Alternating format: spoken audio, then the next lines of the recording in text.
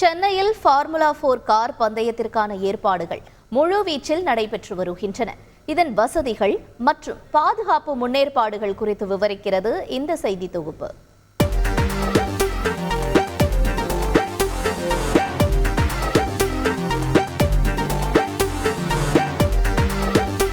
எதிர்பார்ப்பு எதிர்ப்பு என சர்ச்சைகளுக்கு மத்தியில் வரும் 31 மற்றும் செப்டம்பர் 1ஆம் தேதி சென்னை தீவுத்திடலில் தொடங்குகிறது இந்தியாவின் முதல் இரவு நேர கார் பந்தயம்.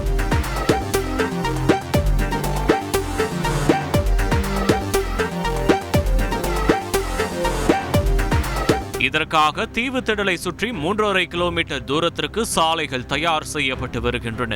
தீவுத்திடலிலிருந்து புறப்பட்டு கொடிமர சாலை, அண்ணா சாலை, சுவாமி சிவானந்தா சாலை வழியாக நேப்பியர் மேம்பாலம் வந்து மீண்டும் தீவுத்திடலை அடைவதை ஒரு சுற்றாக கணக்கிடப்படுகிறது.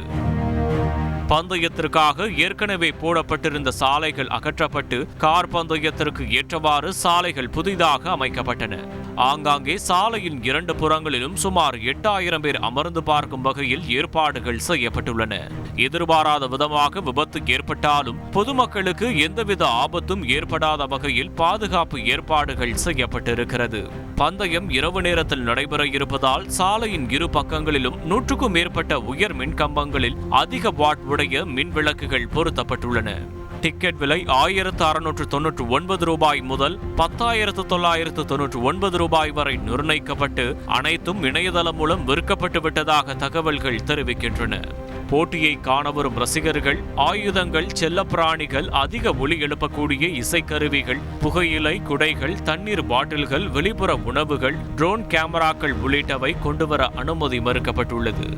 ஜாதி, மதம், இனம், பாலினத்திற்கு எதிரான சர்ச்சைக்குரிய பதாகைகளுக்கு அனுமதி இல்லை என தெரிவிக்கப்பட்டுள்ளது. இப்படி பிரம்மாண்ட ஏற்பாடுகள், பயங்கர கட்டுப்பாடுகளுக்கு மத்தியில் எதிர்பார்த்தபடி சனிக்கிழமை இரவு சென்னையில் கார் பந்தயம் நடைபெறுமா என்பது சென்னை உயர்நீதிமன்றம் அளிக்கும் தீர்ப்பில் தெரியவரும். செய்திகளை உடனுக்குடன் தெரிந்து கொள்ள உடனே சப்ஸ்கிரைப் பண்ணுங்க.